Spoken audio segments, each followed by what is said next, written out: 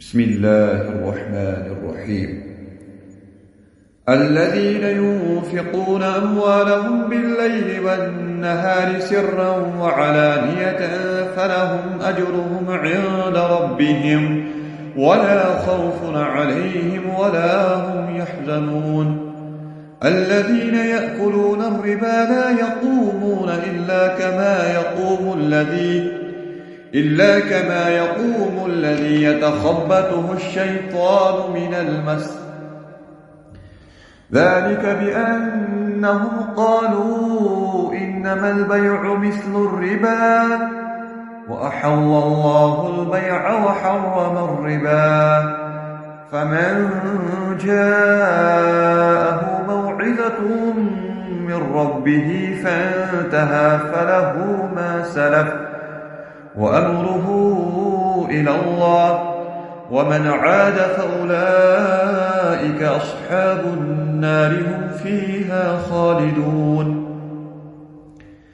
يمحق الله الربا ويربي الصدقات والله لا يحب كل كفار أثيم. إن الذين آمنوا وعملوا الصالحات وأقاموا الصلاة وآتوا الزكاة لهم أجرهم عند ربهم ولا خوف عليهم ولا هم يحزنون. يا أيها الذين آمنوا اتقوا الله وذروا ما بقي من الربا إن كنتم مؤمنين، فإن لم تفعلوا فأذنوا بحرب من الله ورسوله، وإن تبتم فلكم رؤوس أموالكم لا تظلمون ولا تظلمون.